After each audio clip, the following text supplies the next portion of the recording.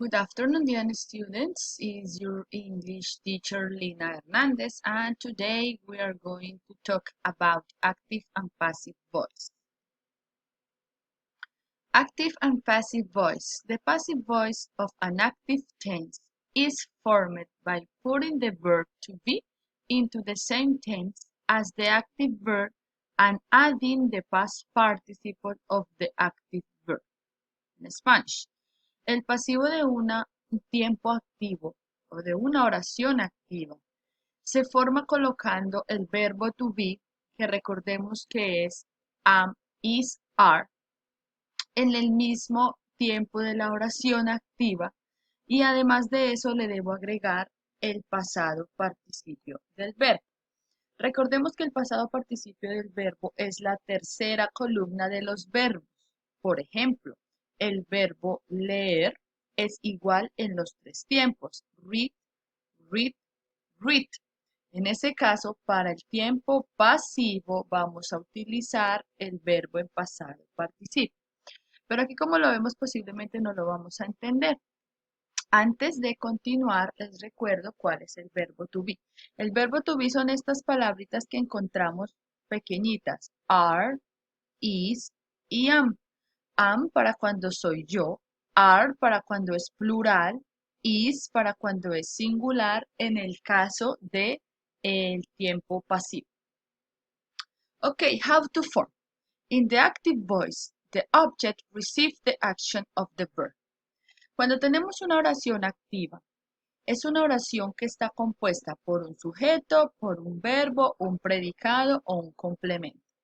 En este caso, lo que vamos a hacer es que cada uno de ustedes va a escribir una oración en voz activa, o sea, en forma normal, que tenga el sujeto, el verbo y el complemento. Bien, para eso nos vamos a ir aquí. Entonces tengo aquí mi oración y yo voy a decir que ellos eh, ellos montan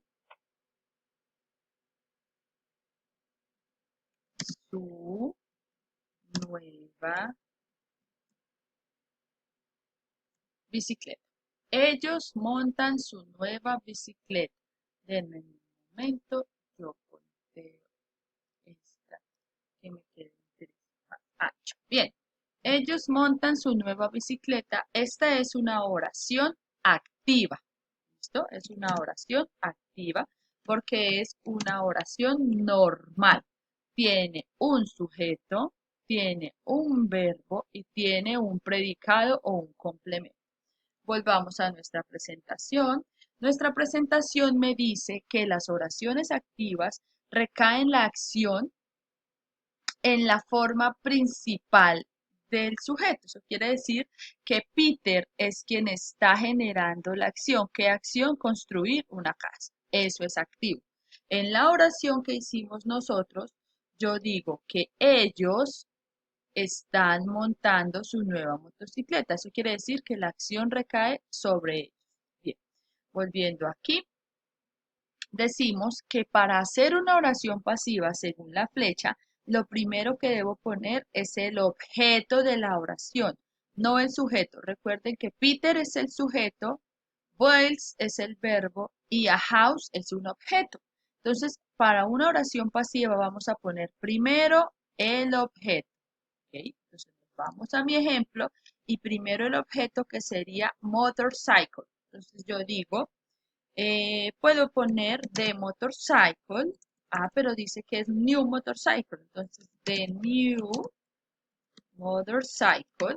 Nueva motocicleta. Bien, vamos bien. Regresemos.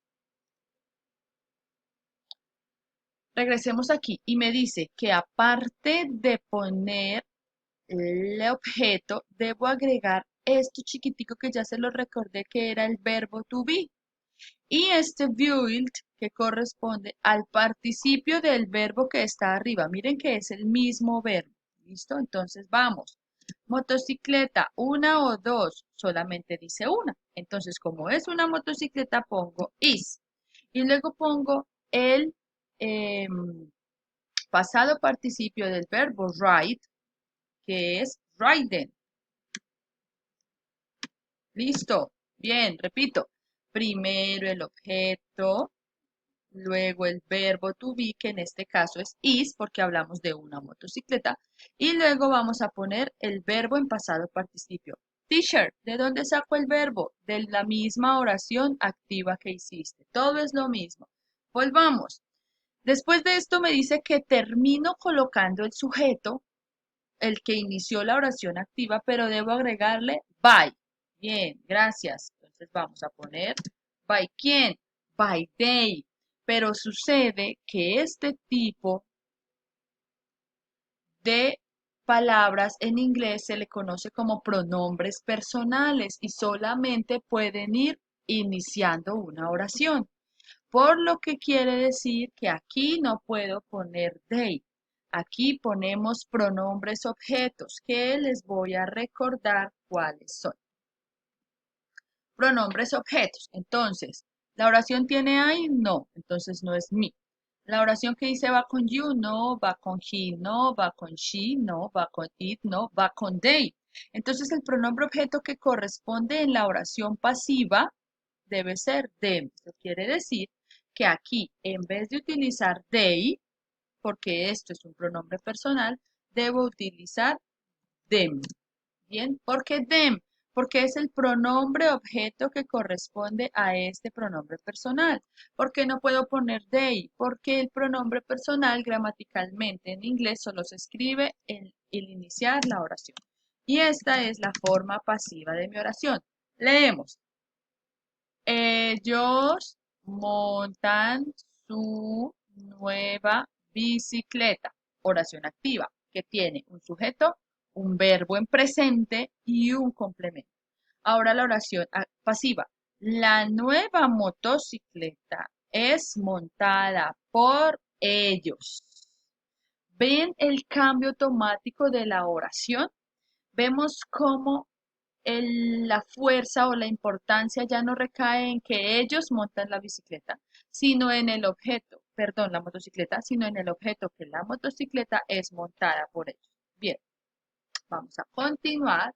Entonces tenemos aquí otro ejemplo. Este ejemplo está en tiempo pasado, solamente nos vamos a dirigir a la estructura. Tenemos el sujeto que es Sally, el verbo drove, que es el conducir en pasado, her car, el objeto. Abajo,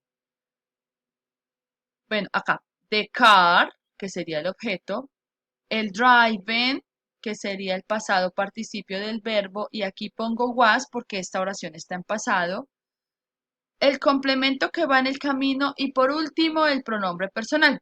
Ahora esta. Timmy was bitten on the arm by the dog. Pasiva. Activa. The dog bit Timmy on the arm. The dog bit Timmy on the arm. Tenemos el sujeto que es dog en esta oración, bit que es el verbo morder en pasado y Timmy que sería el objeto. Bien, how to do a passive voice. ¿Cómo la hacemos? Entonces, primero colocaremos el objeto, ¿sí? Lo primero es colocar el objeto de la oración activa que ya hiciste. Lo segundo es poner el verbo am, is o are, de acuerdo a lo que ustedes pusieron. Si el objeto que colocaste es plural, pones are, o sea, varios. Camisas, llaves, motocicletas, bueno, en fin. Si el objeto que colocaste al principio es singular, entonces pones is. Deben referirse al objeto, no al sujeto. Tercero, usamos el verbo principal en pasado participio. En el caso del ejemplo que yo les di de mi oración, mi verbo principal es write y lo pongo aquí en pasado participio. Usamos el pronombre objeto. En este caso pongo they, que es mi pronombre personal. En voz pasiva se pone them, que es pronombre objeto. Y por último, escribimos el complemento de la oración. Les doy aquí el cuadro. Recordemos que los pronombres objetos son cuando se refieren a algún pronombre personal, pero que debe ir escrito al final. Entonces, si la oración tiene yo, en la pasiva le pongo me. Si la oración en activa tiene you, en la pasiva al final le pongo you. Si la oración en activa tiene he, en la pasiva al final le pongo him. Si la oración activa tiene she, en pasiva al final le pongo her. Si la oración activa tiene it, pasiva al final le pongo it. Y si la oración activa tiene them, pasiva al final le pongo them. Ahora, vamos a borrar esta oración. ¿Qué sucede si la oración tuviera un nombre? Scott. Scott conduce, no, conducir no, vamos a buscar otro verbo. Aprender.